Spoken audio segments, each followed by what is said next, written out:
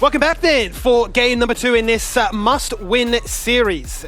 Both teams were sitting on an astounding 0 points there. I had to think for a second, so I was thinking, how bad must that feel? But how much better must it feel now to know Mammoth have found one victory? They're that much closer to getting their first points on the board. At the minimum, they've got a draw. You can see that was a very hungry? I just went all cutesy. Very hungry Rengar. Unable to get fed in game, so has to eat outside.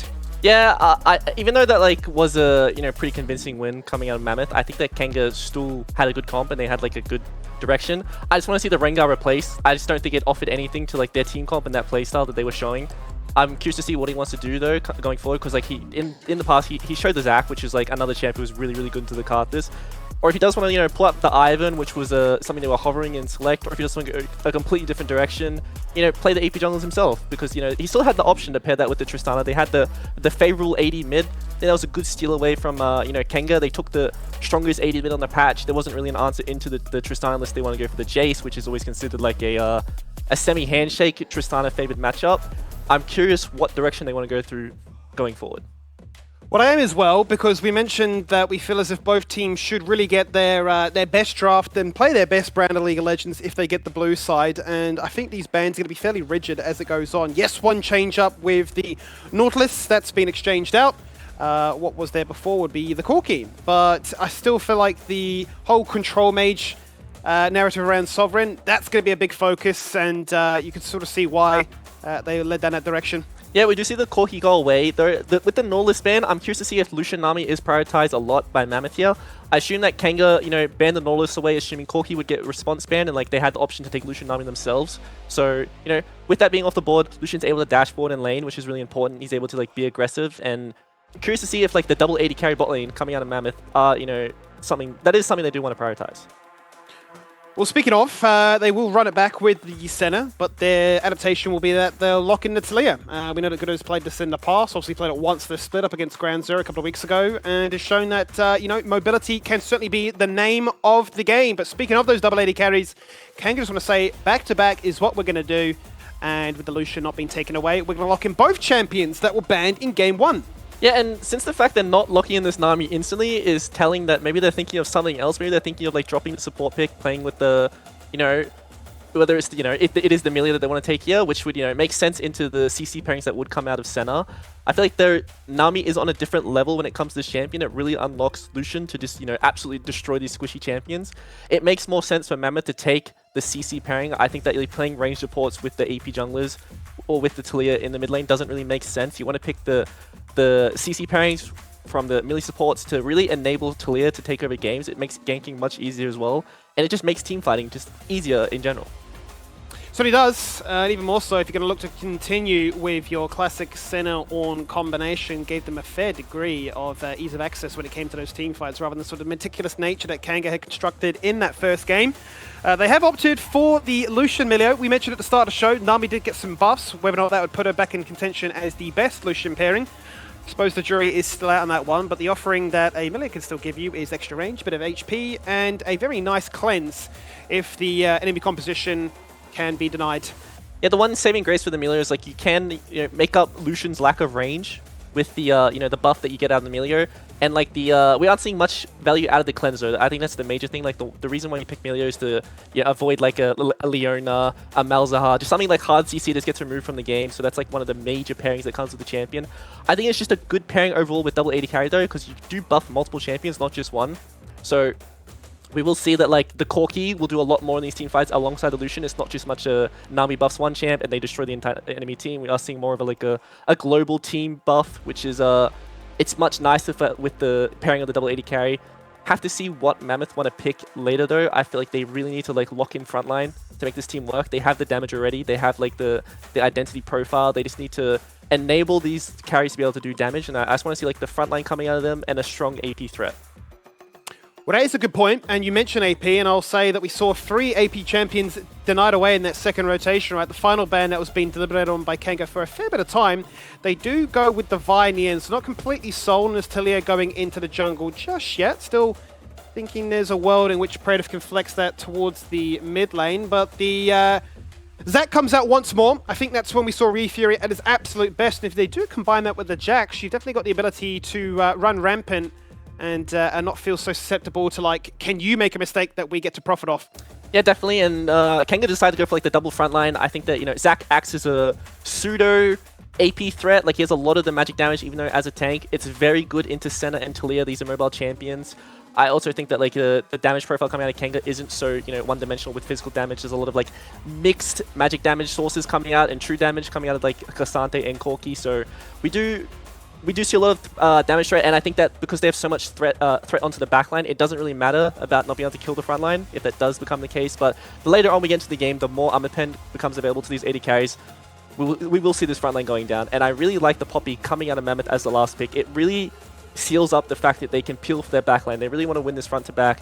They want to make sure that the Talia and Senna aren't jumped on by the Zac. You know, we can really deny that with the steadfast presence and make sure that the Zac just can't take over this game. Well, that's exactly right, Telly. I mean, this is a red side 5th pick finding a fair degree of value, right? 4 champions with mobility that you can say, nope, not happening on my watch. And much as we talk about Nautilus having the high presence, I think Poppy is definitely one of those O's classics where we've got a fair few players in the region that love it for any situation because it just finds infinite value as a result. So when the dust does settle, you can understand why they did go for the Vibe ban, because it will be Atelier in the mid lane. So if we're talking about the ability to try and rotate and be a little bit more aggressive, it feels like we are, in a sense, running it back in that degree. But that this time we should see it a little bit more prevalent because there are actually pairings, 2v2s, and just overall you know, skirmish squads that are set to actually say, if we go to this lane, we do now actually have the CC to make this time worthwhile. Yeah, and when we look at both comps, we see more of a team, like more team cohesion coming out of both sides. It's not just like these random champs that aren't going to really fit in with the comps we're seeing. We're seeing a lot of like front to back, good answers into engage, good answers into disengage, good stable lanes, lots of scaling as well, which is always really important in metas that end up being quite slow, because what we're going to see for the rest of the split, I think, is that a lot of these games are going to become slower because they mean a lot more. Every single win counts, you know, and teams are playing the champions they are much more comfortable on. They're not more so playing they're not really focusing on practice anymore. It's a lot about, you know, locking in our best champs and securing every point possible, because from now on, since we are, you know, bridging the halfway point going towards playoffs, it's all about, you know, securing points, making sure every single game counts. Yeah, as you say, those initial weeks were all about impressions and, you know, finding that degree of synergy and cohesion, but now it's all about repetition, and now it's all about confidence to make sure that you go into those playoffs and you hit that one series and you aren't saying, made a mistake there, didn't have enough stage practice to get comfortable. And I suppose that really does become the sense of occasion, given that these two teams are at the very bottom of the standings right now. Every point is absolutely crucial, especially with the run that they have towards that finish line. And you really will be hoping that Kanga can try and salvage something so they don't end this entire split on a donut. Yeah, definitely. And we see the early wood coming out of Mammoth's side, so they know where the jungle's going to start. It's really important to like track. They do clear the wood away, so something important to note here is this only went to 2 champions, and when the wood is shared between less than 2 champions, as a solo laner, you will reach level 2 on the first wave, which is important for, like, you know, catching a surprise trade if Sovereign wants to level up the Valkyrie second, and, you know, create a window to navigate or generate priority in a matchup where you shouldn't really find it. Would you, just to ask, we had this early game, you know, strategies like that, for example, are those things that you wouldn't really note from solo queue and you don't really experience it when you go into like competitive games, or is it a very well-known trick? I would say it's like a lesser known thing. I don't really see this coming out in solo queue. It's a competitive thing where we see, you know, players abuse the, we always see this player ward chickens level 1, let's walk in with the sweeper, and then you find the ward and you're able to generate level 2 on the first wave, which is so big in some of these mage matchups. So we just see Godot invading, which is really important here because it's all about not letting these champs get the full clear. You know, he finds the smite, he's going to go for the trade, Refu's probably going to walk this one off, or he's going to have to flash out at the worst case. He certainly is going to have to flash out at the worst case, because right now it's the case of, I'm on vision, my blobs have been popped, Sovereign is here, but can Godot do enough damage to try and take this all down before the Corki ramping Gatling gun gets it done in retaliation. Nice sidestep there by Godot, make it a second time! Bro's been absolutely crazy with these moves right now! He's out! As Reneka rocks up to the party, Godot is out! 8 HP and a dream! And look at the staunch from Praetor saying, I will never leave mid lane. Good luck, Godot. Yeah, and like we did see Sovereign using his pride to be able to collapse and create that 2v1 scenario, but Godot just did so much work in the 1v1, you know, stealing away the Grom, you know, winning the 1v1 so one-sidedly, and, you you know, based on the interview, I thought he was going to play a much slower game, even though he's versing someone who's off-roll isn't really familiar with these invades. But we just see him constantly invading, taking camps, and being aggressive, even in the last game on the Carthage. So I have to see how much he's able to take over this game, and if Gudo is once again going to carry another game for his team. Well, it certainly seems to be that case, doesn't it? And definitely a different kettle of fish, given that flash. one was a Carthage, the next was a Poppy, but top lane we see potential signs of another kill very early on into this one. Woodon is the focus right now, but Renekko looking to try and deceive him as a very tanky Renekton, but not enough lifesteal in the back pocket just yet. And the Cassante tax has to be paid. Yeah, and that's one of the like downsides of like you've blown your flash, you've lost a lot of health in the trade level based on what happened on level 2 skirmish. Woodon didn't rotate, so like he's still happy with like, you know, being healthy, being up in experience because his wave was in a good state, and you know, he finds himself the solo kill. We're definitely a much more explosive start compared to game one. All really originating from the chaos in that jungle where flashes were burnt, passives were utilized, and really was that big rush to try and see who could leave their lane first to play assistant. But now we start to wonder where else could this actually really look to try and stem from, because they tried to be aggressive with the Kaiser Nautilus last game, did Kanga. They tried to really up the ante by going for the Lucian and Millie, and I feel like this definitely does add a little bit extra sauce to the spice of things, because now they can also pair that with the likes of a Zac, who finds the two-man grab, but just too close to the turret to get a kill. Yeah, it's quite hard to find ganks in scenarios like that. Like both bot laners have access to flash, like Ornn has the dash. You know, Gaben like flashing in to try like create that CC to, you know, really pair that with the Zac jump. It's a good try, but it's very, very hard to do, and it's just creating pressure. I don't think they're ever going to find kills like that. But it's just, you know, alleviating a bit of the early game for the Lucian Melee to be able to create snowballs in the 2v2 because, you know, they're up summoners. So I suppose talking about overall stylistic, you know, how these teams want to try and play this game, let's touch on that in a second, as we see a little bit more aggression in the bot lane here. But for you, for Mammoth comp, does it feel very much the same? I'll say that again, because we're just going to go for another gank as we look for Sovereign, who, to his credit, actually holds into the Valkyrie in a very prime position. Now almost like baiting things out as Fury wraps around and shows face, and that might not be enough to try and deter Mammoth, because even still they say we're going to stand staunch and plant this vision down. But I suppose the question I'm trying to ask here, Tally, is what differences do these comps have to offer in game 2, and are we almost heading towards a similar outcome where 30-40 minutes scaling becomes the conversation? I wouldn't say there's too much of like a scaling disadvantage for either comp. I just think that Mammoth has a bit more tools in the early game to be able to, you know, create advantages. We see Gudo invading here, and a really nice ult coming out of Praise, but he is Zoom. He is Zoom, and that's all the money he has to offer. It does mean that Gudo will fall on down, and that's a bit of frustration because level 6 was found by Talia, and still Sovereign is lagging behind. He's just going to die, denied level 6, denied any kind of excitement, and a double kill goes the way of the out of mana Talia. Nice all out from Woodon to really escape out of that dire situation. That Renekton was very hungry for the kill, and a rotating, ganking Senna will get the vision, but that's about it. Yeah, to touch back on my point earlier is that, you know, Mammoth just has more tools on the map right now because, you know, Poppy's just a bit stronger on the skirmishes, better at ganking than Zac is at the early levels when he doesn't have many points into his E. Senna's able to move around the map because she has the tank in Ornn in the bot lane who can just, you know, sit back, farm with his Q, absorb the experience. He doesn't really need to get every single CS because, you know, it's all about getting levels on Ornn, and, you know, getting solo experience is really important in the champ as well. Getting access to, you know, the ornaments early on in the game is important. So really nice by Guncrab to move up to the mid lane to be able to impact this 2v2 and be the difference in that skirmish. Absolutely, and it does really bode well for them, the fact that they had the freedom to leave lane and find those right moments, and it does capitalize into something tangible as opposed to missed opportunities. We'll see with the repeat gank from the Zac if that finds any success, because they're going to re-prey upon it, telegraphing it quite easily by going aggressive on the up. There is the bounce, there is the failed, well, actually not even a failed flash, because it's right into the waiting arms of the Zac, primed and predicting, and this time they even up the scoreboard and they keep things in the balance. Yeah, really nice from Gaben there to cancel out the dash from Voice, so he's forced to use his flash, but Fury is already like on top of the ball, predicts the flash, and it's a very easy gank for him to commit there. I think that it's very surprising that Ornn falls down there because he's respecting the gank, he's playing back.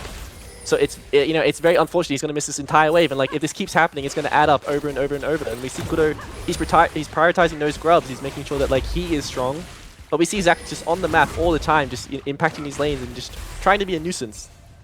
Well, that's it, and that's sort of what I want to draw your attention to, right? The fact that the Zac is so far behind in comparison to the Poppy, based on farm alone, right? Gudo's obviously got the lay of the land to do as he please with vision, with invades, with lane pressure, so he sneaks away your blue buff. But is there a world in which you think, okay, Zach can be that much of a menace that the CS becomes almost irrelevant. Well, Zach will like speed up as he gets more levels. He'll start clearing the jungle just a bit faster than Poppy will, but I don't think it's too much of a big deal. Trading lane pressure for jungle lead because based on the matchup, nothing's really going to happen in the 1v1. And making sure your team is ahead is more important than your individual matchup. It's all about Lucian this game. It's all about Corki this game, and the rest of the champs are all about enabling the carries coming out of the Kanga team comp. So as long as the carries are happy, then there's no need to panic is what I took away from that one. As Mammoth going to say, let's look at our first objective of this game. We've got those grubs. Let's just deny them of the dragon as well. Make sure they get nothing to try and salvage this early game going in their direction. It is still worth noting that there is no major gold lead yet, right? Still that 1k lead. That was really the talking point of the entire game one. Yeah, a lot of like the gold should go towards the Mammoth team comp in the early game. I think they just have stronger lanes. They just have access to more base stats, better spells in the early game for like pushing, ganking, just overall map control. I think it'll shift back around, when we see the first lines come out, when we see the Triforce come out, when we see, Lucian. I think he's going to go for the SN3 the first, just so he has access to, more mana. It's just easier time to scale. That does put him on that, like, he's not really strong until, 3 items kind of point. So we'll have to see if Kanga does want to go for like Lucian isn't online yet, we need to wait for more items. Corki's online, we need to wait for more items. Or if we are going to see like the classic, fight no matter what, in like the O style. The classic, who cares about breakpoints? Nobody looks at those. I see target, I kill target. That's all we're really wanted to try and work our way towards, as we do see that situation take place topside. And superbly played by Woodall. It almost felt like Reneko was caught in a Tekken combo, juggled up for 15 years and eventually said, go back to base, you can pick up your Black Cleaver now. Yeah, Reneko just wasn't able to pop the dominance there in time. He gets, locked up by the CC combo coming out of Widon, and that's just a really nice job to find the solo kill, because in the individual 1v1, he's having a really, really hard time. He's losing his plays, he's losing push, he's going down and farm, but he's just finding these solo kills twice now. So we do see Ryufu going with a really nice gank, no flash on Voice. Really nice gank, buffered beautifully there by Voice, but does make it very easy to find those 2 slappy hands to get that kill. There is the bouncing ball to knock him back, trim the wave with that culling, but also take down Voice's HP bar at the same time. Everything committed, even flashes burnt by 2. As Kanga say, we will commit 4 members, and this time we will get justice. And I suppose it does bring into question then, Vendra given all this time to freely farm up, would he still go for the Essence Reaver, or would he go for a more aggressive build? Yeah, more than likely we'll see the more scaling option coming out of Lucian. I don't think the Collector is what we want to really go for this game. We're going to see way too much armor coming out of the enemy team, and it's just better to go for like I want to be really strong when I hit my my LDR, as Sovereign is getting ganked here, forced to blow the flash, because once again you don't want to get caught in that Poppy W as the Corki, unable to Valk. So he's decided to play a bit aggressive when he only really has the phase, and he should be focusing on collecting as much as possible and farming.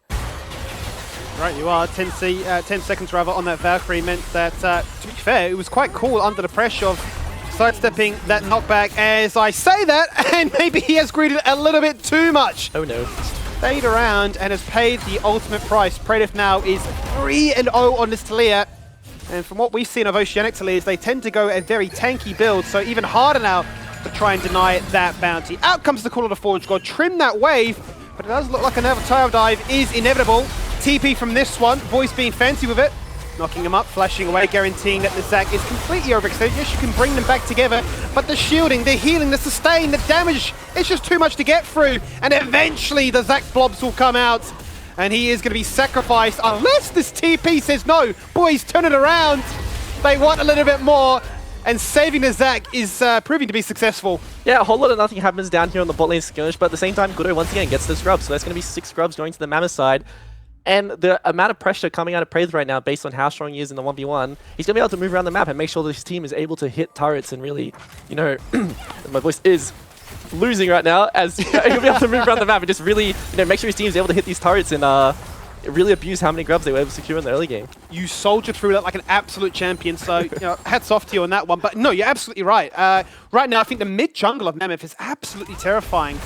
We'll run it back again to see how Sovereign did this. What has he done? Why have we done that? If a mid laner like yourself was saying that, then it's a little bit over. No, this is just the classic, like, there's no way he's still here. There's no way he's still hovering mid, and then he just, goes for the trade because he sees the cooldowns down from Praedyth, and unfortunate, jungle diff, and he just sees himself going down. So this is the problem with like competitive. You don't really see people going for those really greedy trades unless there's a reason for it, and the reason was because Gudo was standing behind him. Ah, dearie me. I suppose it is one of those very humbling lessons where you realize that what worked in Sonic, you may not just work here instead, and that junglers will just sit around in the area and be an absolute menace. But to that point from before, right, the fact that Gudo is single-handedly running this jungle show, that Refury is running around the map frantically saying, well, I'm behind in camps, I had to get kills to try and at least open up one of our carry win conditions, and that primarily has been through the bot lane, but Gudo's been taking dragons, been taking all the grubs, and once Predator does get a chance to try and use the Weaver's Wall to access the bot lane to try and stop that from bleeding, I think it's a scary situation to find yourself in. Yeah, definitely, as we do see the all-in on top lane, but we are seeing a gank on bot lane. If he doesn't have access to the passive here, the all-in is coming out. Two fights on two very different occasions. Valkyrie with the last bit of mana, flicking Sovereign across the wall, flashing out then from the attempt of the Zac to try and shut down this Talia, not to be successful. The Deathless Lucian now finds his first off the game, and Gudo is running down a lonely support. They're both level 8. Who gets away? Does anybody get away? A hammer and a dream, a shield and a deny! He takes it in the end, they make it a 1-for-1! And Voice says, I've got the unsealed spell, but TP now becomes exhaust. Slow this Corki down and show the true power as the Taunting Shadow gets nothing. Yeah, I think there's just a lot of disrespect coming out of the Kanga team. Like, they're constantly doing the same play over and over again, and just not respecting the fact that, you know, Mammoth can be there. Like, the play before, they weren't respecting their TP, and they luckily, you know, were able to escape with their own respective TP, but this time, Predator is there, and he is so strong, and we see a really nice ult coming out of Voice, and it's just very easy to win this team fight based on the items that they have. Let's check in with how this all materialized in the top lane first of all, because it was to be Reneko that wins out in the end, but it's just some beautiful space. Let's check out. Ooh, it did almost get him before he went into the turret, but unfortunately not enough damage, so he does fall down. As you see, like, Voice with a huge engage here into the knockup. He did so much damage here, and it's one of the powers of, like, playing on with the center. Like, you just act as this front line, which allows center to just sit behind you and just do so much damage. You know, all the healing, all the shielding coming out of center with the ult. And it's just very easy cleanup to come out of the rest of the team. I will say though, speaking of the bot lane, obviously being very critical of Gunkrab and Voice in terms of you know, how they've started off this split, but they're putting on a bit of a blinder here today. Whether or not it's just a combo of a center Ornn, they've found their pairing. Yeah. But haven't put a foot wrong. Yeah, I'd say it's the pairing. I think this is a very safe bot lane. It's also, you know, one where you would, you know, based on like how strong they are as veterans, it's very easy to like play with the rest of your team, pull the trigger with the Ornn ult, you know, impact the rest of the map with your global coming out of the center. I think that's something that's also underrated. It's like a semi-Karthus ult where you can really change these 1v1s. As we do see the gank coming off the bot lane.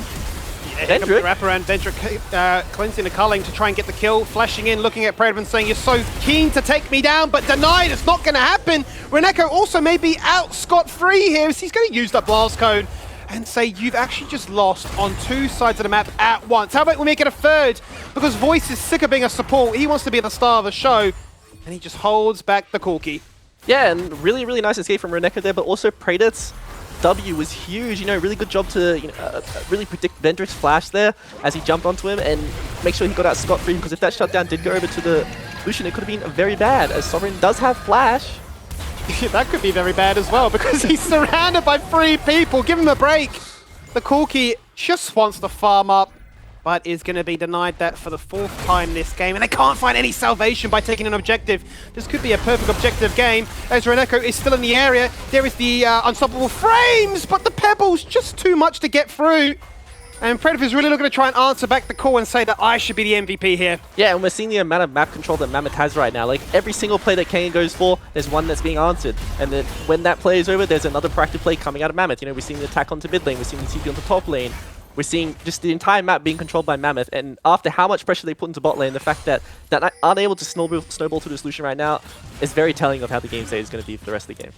Yeah, it's very rough, right? They spent the first 15 minutes putting all their eggs into the bot lane basket, get the Lucian ahead, and he was strong. Let's be quite honest. I mean, he was quite strong in comparison, but unable to find those kills to really break open his ability to take over the game. You can sort of see that he's up there, the most fed for Kanga, which makes sense based on that. But then you take stock of the others from Mammoth and say there's a bit of a canyon separating us all. We are not all on the same page, and I think at this point, given that that's, what, 2 items? Yeah, this Talia may just 1v9. Yeah, and to also touch on Reneko, I think this is his 3rd Renekton game, and every single Renekton game we have seen, he is having an impact. He is performing every single game. So it's nice to see that, like, this rookie he's found his footing, he's found the champion where he can just keep performing on, and probably one that teams will have to look forward in the future to, like, do we want to hand this over to Reneko? He keeps performing on it, and is it something we need to ban away? And it's always been such an interesting pick and nose, hasn't it, the Renekton? It's either, you know, you fall behind, you're 0-5 in lane, it's like, well, I can't group, I can't split push, I can't really do too much, or you're just this absolute titan where it's like, let them split push, because I will just group up and we will win. So I think you've hit the nail on the head there. It's really promising to see a new rookie come into a league and not be deterred by the big names, the flashy plays, and find yourself a comfort on a champion that has been notoriously up in the air. Let's see, I suppose, how Kanga can try and bring it back, because this would be the biggest opening. Almost kind of what we expected in game one, right, with the Calfist, just how far it felt like they were ahead, but this time we can see a tangible 6k lead in their favor. Yeah, definitely a very tall task for Kanga to get back into this game. I think that a lot of the avenues will be onto the Talia in the side lane, as you can see Rufi already, like, trying to sneak into the lane and really abuse the Slayer. But the problem is that, like, he has access to the Terrace, he has access to the Flash, he's already, like, a very hard chance to take down in general. And I think that's something that would be a really good play coming out of Predator, is just, you know, not being in the side lane altogether, just like grouping and playing on 2 lanes, because he is the only avenue for Kanga to get back in this game, and if they want to commit the TP onto him, that would be a problem. Would have tried to force something in the mid lane here as a result, but it's not gone their way, and as a result, it's an easy turnaround for Mammoth to try and capitalize on. They look at one, they sign a second, go and take down Vendrick, and the only bit of scrap that they can find is that Vendrick will take down Gunkrab in the process, but it does feel like a bit of a default here that Kanga are almost keen to sort of stay away from the full 5v5 and just split push or constantly force out these mini skirmishes instead. Yeah, and like as I was touching on, like really nice from Predator to just rotate to the mid instead of putting himself in a position to get ganked, and his team is now rotated from bot lane, and we see Sovereign to be in the opposite position now. It's like, surprise, where are you? Oh, he's run the gauntlet! And now they said, you can't catch my Corgi. He's dodged all that CC. Out comes the Piercing Shadow from the base, but it's not enough to prevent Fury from finding the kill he's been hunting for all fight long. There it is, another passive burn. And is there a TP to back it up? It comes wood on, and it will be utilized. But no, there's the flip of the Sovereign right in his face. And that denies it. And that means that the Zac is a sitting duck. He's dead, he's gone. Renekko taking a 1v2. Slicing, hacking, dicing! Nearly! Oh, ever so close to getting Gabe, and then the Observers have their work cut out because we're panning from bot to top all over the show, but the dust does settle. Yeah, we just went from absolutely nothing happening to all the action just exploding on the rest of the map. Really nice to see that, you know, Kanga were able to find that 1-for-1 trade. They're going to be happy with that. They got the shutdown from the Ornn onto the Zac, so their main engage tool has a bit more gold. He's going to be able to survive a bit longer in these team fights. You know, really unfortunate, you know, that Gudo was unable to find the E-Flash. I think he maybe cancelled it with the Flash, though, and that's why he was able to do that. But, you know, a good denial to Fury, but Zac just finds the damage with the Let's Bounce and, you know, spamming the W in the middle of the team to make sure he did as much damage as possible. Really lucky, though, that this didn't turn out worse than it did when you know, Sovereign went for the TP onto the blobs to make sure that Fury could maybe escape. But, you know, it's still going to be a trade in the end, 1-for-1. And, you know, also find that pick onto Renekko. Really good job finding more gold onto Woodon. I think that's really important that he gets ahead so they have a side lane who's winning.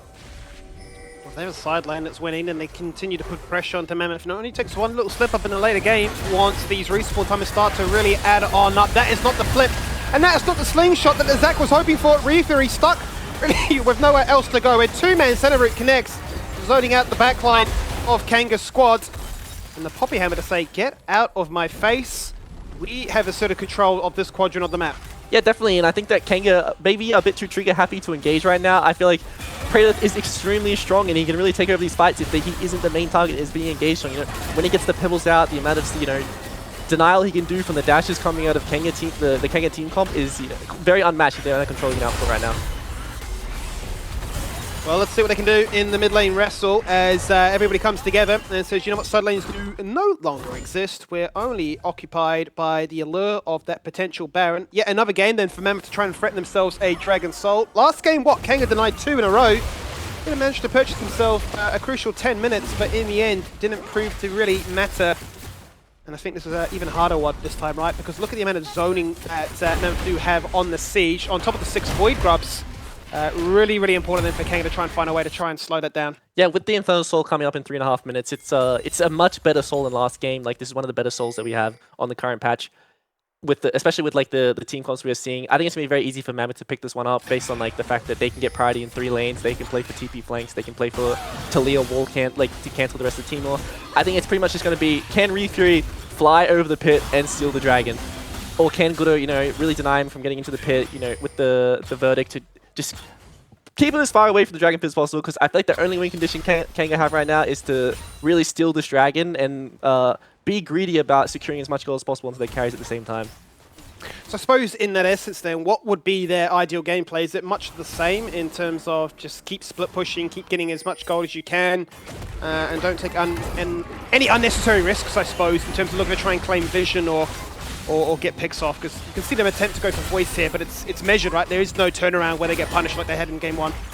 It's very risky, but I do think one of their win conditions is what Reef3 just showed on screen, is looking for these picks onto the correct members and not the Ornn. But the risk factor that comes into it is like you got to worry about like the TPs coming out of both solo lanes. You got to worry about like the Talia ult. They will collapse first. Your solo lanes won't be able to impact because they're getting pushed in, and they got to find this pick and be able to navigate like an outnumbered situation.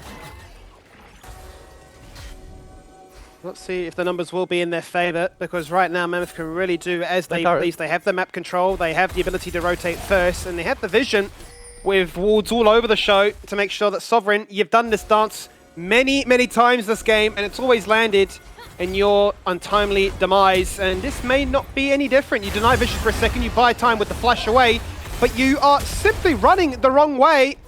And at this point, you're thinking, well, I'm buying crucial time, I'm staggering things, but it's always a certain outcome to be expected. And no different here, as it is going to be Goodo that picks it up, making them have, what, 9 kills between them as a mid-jungle combo. A 3-man knockup from the Ornn. That's not too bad. The Weaver's Wall not ideal and completely blocking off the lane. They've done enough to control mids and really, I suppose, figure out their next move. Yeah, Sovereign was trying to buy as much time as possible so like the rest of these team could look for that engage onto the 4v4 and see if they were going to find a window. Mammoth do, throw out the call to Forge God, look for their own pick themselves, but it's a bit too long on the range and way too hard to find the angle. Sovereign, though, will be up for this dragon, so if they do want to contest in the 5v5 situation, they will be able to. Most ults will come back up by that time. I'm not sure if the Amelia ult will come back up on time. I think that's a really important one for dealing with the engage coming out of Mammoth. Well, it becomes that game of chicken, really, doesn't it? Who can look to try and retain their lead for as long as possible. Mammoth up by 6,500 gold. Much to what you've mentioned before, it would take a Mammoth throw for them to fall behind. And for Kanga to be given the door wide open to walk back into this one. Everybody's grouping up in mid for the meantime. Sovereign going to be keen for any time afforded to him to split push, because what? A Trinity Force and a Dream? He needs that second item. He needs much more when you do the tab check and say, hang on a minute, that's a Talia with 3. We need all the time in the world to try and hit that breakpoint. Yeah, that's also another downside of both the Kanga carries, is their builds are very scaling heavy. It's all about like the 3.5, 4 item power spikes, and they just aren't afforded that time as the soul point is coming up right now. As you say, the Infernal Drake has spawned, so everybody will have to forget about the side lanes for the meantime and group up as 5. Gaben unfortunately falls down low, falls to burn flash, and down to 50. He's going to say, what can we find as a result? Refury says it's our time to bounce, matching the flash, but unable to find anything from that. So that's another crucial tool denied from this upcoming dragon fight. The culling goes out, pads them low, voice soaks as much as he can, and the Valkyrie into the face. Sovereign, what are we doing? It's easy then for Mammoth to open up the bloodshed by finding 1. Refury jumps in a second time, knocks up 2, and says, team, do we have the damage to find the kills? The front line walks in, but the front line falls. And then that means it's ever too easy then for Mammoth to stand and deliver and to do criminal amounts of damage to look for the end. Yeah, I just think the team strength coming out of Mammoth right now is just a bit too easy to navigate these team fights. Predator flashes the engage from Refury, and that's their one window to really find their engage, so it's pretty easy going forward in the team fight. Even though we do see Sovereign Valkyrie forward into 5 members and go down, I don't really think it would have changed the team fight or the game state if he was alive. It's just very easy for Mammoth based on like the gold lead and the amount of items that they picked up to this, close this game out from this point. We tried to find an avenue, a way back into this for Kanga, but it's been a little bit too hard. Too much damage here for the Slayers you saw from this initial play, but then from then on, just that disconnect between tanks going in and backlines being able to assist. Mammoth are really causing a bit of a headache. Yeah, definitely. Like we see the constant like ping pong in team fights, but this definitely favors Mammoth. They have more tools to disengage and re-engage, whereas the Kanga comp has one go. Like we do see the Sovereign feels a bit pressured to go in. Valkyrie's into 5 people, falls down. Can't blame him for trying, but like based on the game state, it's just too easy for Mammoth to just take over these team fights, and like Uncrowd just always going to be sitting behind the rest of these teams and doing so much DPS. All we're thinking now is if this was the old Corki that was a package, that is a winnable fight, isn't it? Maybe that's what he thought. The rework. He thought it was. Maybe not. He thought he had the package. He thought he had the package. It wasn't there. It's RGG. You know, blame Freak. It is what it is. But this is the outcome that Mammoth would have been hunting for all series long. They're up by 10k. They've got an Infernal Soul. They've got every single objective that is afforded to them. And this is them showcasing that, look, there are levels to this. We both came into this one without a single win. But, yeah, good luck now, because we're looking to close it out with the perfect 2-0. Yeah, also with this Baron, I think that it will be a push they're able to end on. I think they have so much pressure, as they are going into mid lane, but we do have Predator coming in with the ult. That's probably on the wrong side, unfortunately, so he's unable to impact this team fight. We'll have to see what they can do with the flank. He's blocked himself, but has he blocked his team's chances of winning this fight? I do not think so, because they walk straight in, and they remove the support very handily with a single swift of spells.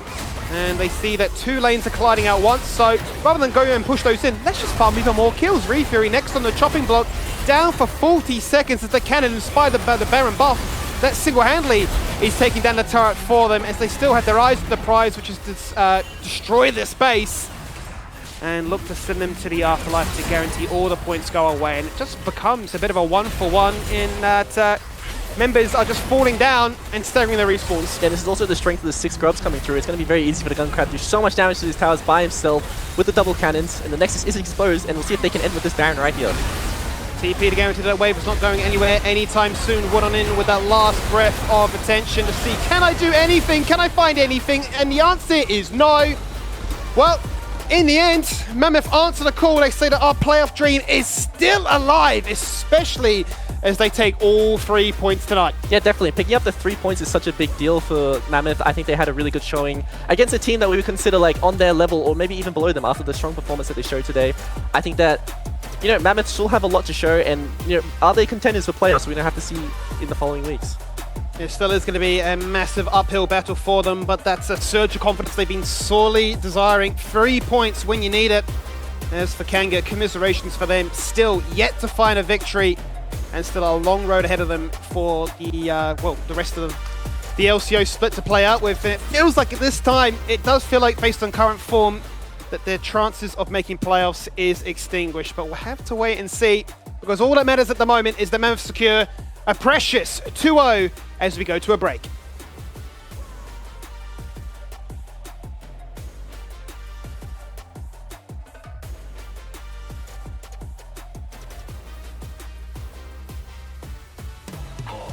Now. It's like, surprise, where are you? Oh, he's run the gauntlet, and now they said, you can't catch my Corgi. He's dodged all that CC. Out comes the piercing shadow from the base, but it's not enough to prevent Refury from finding the kill he's been hunting for all fight long. There it is, another passive burn. And is there a TP to back it up? It's put on, and it will be utilized, but no, there's the flip of the Sovereign right in his face, and that denies it.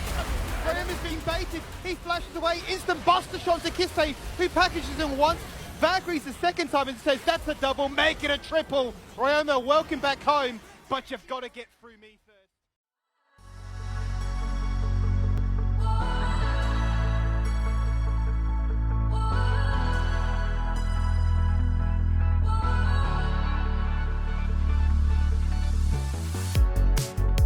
The city lights a neon aglow.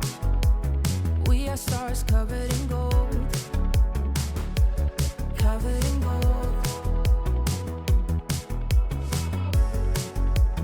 Walking on a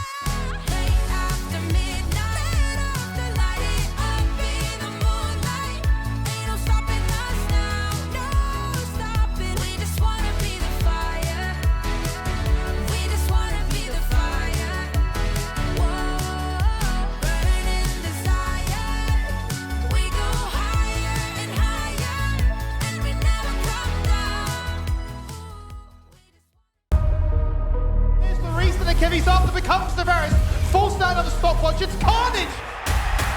Only triple happening here is for Python. Oh, it's do or die.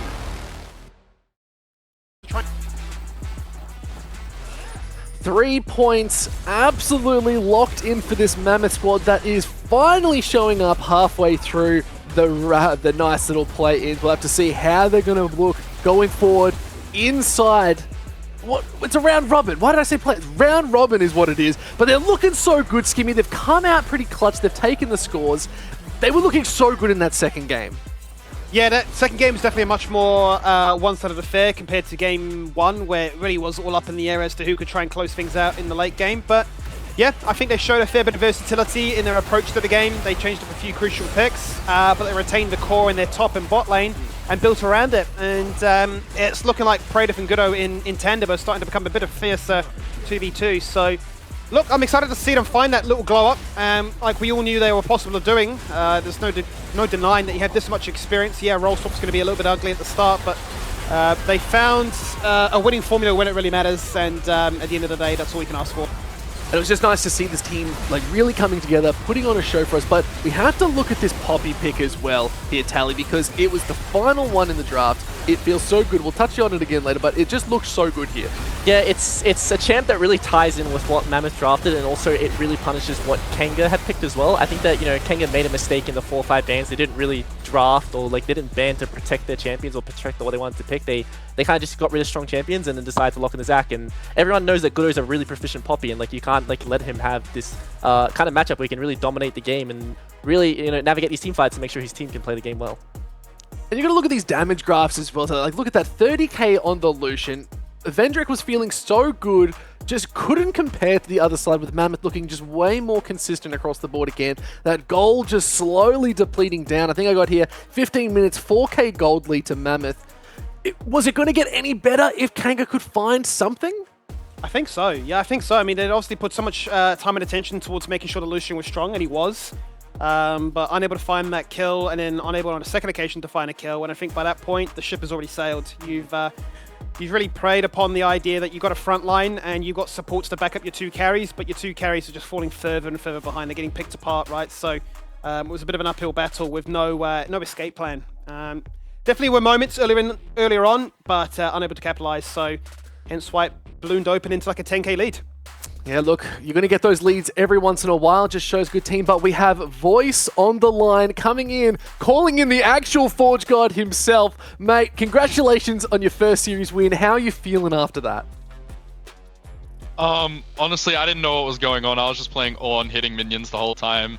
My teammates would go like, press R, press R, press R, and then I press R, and then, yeah, that was pretty much the entire game. I don't really know how to feel. Have you guys had much practice playing the Ornn center at the moment? Like, is this something you went into the game prepared to play? Yeah, for sure. We've definitely played it a heap. That's not my 5th and 6th game ever on Ornn, but pretty fun time, pretty enjoyable. I think we're going to have to go check the OPGGs for that one. Well, mate, you played awesome. Skimmy, have you got anything to ask about this bot? Well, I do, yeah. Obviously, it's been a bit of a rough start for you guys to try and figure out your identity, but the Ornn center looks fantastic, right? Back-to-back games where it didn't look like you're putting a foot wrong to actually showcase that there are still levels between the likes of yourselves as well as Kanga. I did see you hover that Seraphine, and it got me excited to the old Voice, where it'd be like, Seraphine, Cogmore, Vayne, the list goes on. So are we looking to try and experiment further and further with the ability to have crazy picks, or is it almost a case of every game needs to be a win? We can't experiment anymore now. Only a few weeks left of gameplay to lock in playoffs. It just needs to be whatever's worked for us. Honestly, I was begging my teammates, please let me pick Seraphine on 3. I really don't want to play Ornn again. Please let me play Seraphine.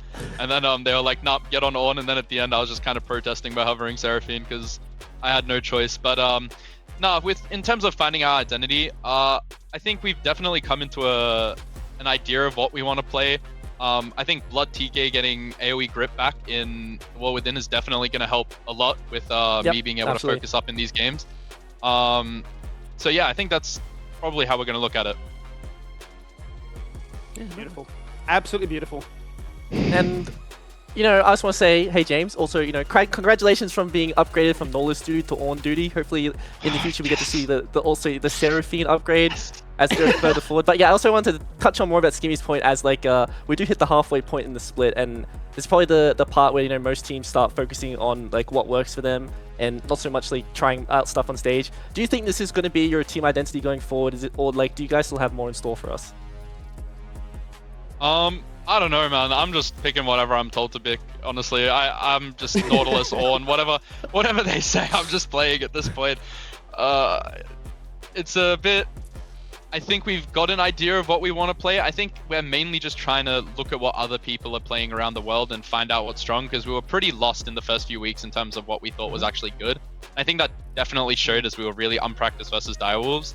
I think now we're a little bit more practiced on what we want to play, and I think it'll definitely look better for the rest of the split, hopefully. Awesome. Yeah, nice. Well, Oh, Pike, do we have time? Do we Yeah. have time for one more special question? well, I was going to hit him with a question too, but you can go, absolutely. Oh, look at me being an absolute steal of the questions. Look, Voice, there's no beating around the bush. 0 points before tonight. You come in, you got those crucial 3 points. You look at your strength of schedule. We've been harping on about it all night long. Does that scare you? Are you kind of like, well, we found the first win. This is the start of a merry run. Like, that was my baby step. Now it becomes a jog. It's going to become a run towards the end, because you've got like Bliss, you got Antic, all these big heavy hitters. So it's just like, it's just the Exodia moment. We know how to play as a team now. We can steamroll everybody. I'm gonna be honest, I didn't know we were playing them next. I was just kind of focusing one series at a time. So I mean, I guess we're just playing Bliss and Antic next. Let's hope to take a game off them. After that, it should be smooth sailing though. All the better teams are gonna be out of the way, so we should be able to really up, down, and focus up. Maybe we'll surprise some people. Who knows? Beautiful. What we Saluting like to emoji. hear. Yeah. Well, thank you so much for coming on. We really appreciate it. Again, congrats on this series win. You played exceptional. I'm a big Ornn fan, so mate, get back out there. We'll see you on that Seraphine real soon. Hopefully. Fingers crossed. I love that. Who do we play next? I don't even know. Like, all I get told is show up at this time to lock an Ornn and go next. Like, that's awesome. It's the confidence, right? He's just like, yeah, look, we're just doing what we're doing. We're just doing it. But we have an MVP that we have to show and highlight here. And look at that. It's the most valuable player, the best cam possible. Goodo looking so good. And the confidence really showed, Tally. Yeah, I think that this is the first performance we've really had where like a carry jungler was really taking over the game. In game 1 when Goodo was on that Karthus, he had an insane amount of CS, he was sealing away camps, he was, you know, counter-ganking where he needed to be. And he was just having a huge impact in these team fights. And, you know, game 2 he really took over that game. We saw the early skirmish. A lot of the earnest to this win from Mammoth goes to Goodo. I think that like it's really nice to see him step up even though he was feeling unwell. So, you know, hopefully we can see that in the weeks to come. That kill participation there, Skimmy, as well. 88%. The man was everywhere. He was, and that's why, like, that was why my vote went towards him, right? Obviously, in game 1, it speaks for itself. The Karthus was a 1v9 terror, but in game 2, to open up that account as you did on a Poppy, to get out and then to really live rent-free in the Zack's head that, like, you cannot go for your camps, you have to gank or you just lose. And whilst that worked for the Zack and for Kanga at first, he was just running around the map doing everything, right? Dragons into Heralds, into Void Grubs, into, like, hang on, guys, we're in such a comfortable position, we will just close that game too as well. So, to be fair, yeah, Refury is auto-filling in that position, so it does maybe exemplify even further, but at the end of the day, you still got to be able to do it, so Goodo, well earned. Did his job, did it well. It's nice to see someone who, they've just come out of their first series, but actually we're tied at the bottom and now they're proving themselves. So it's such a competitive split, but you got to love it, which brings me to a short little break that is going to come up. We have to check out the next series though, Tally. It's going to be so good. Fury versus Ground Zero Gaming. This is one you do not want to miss, so we'll have to just see you there.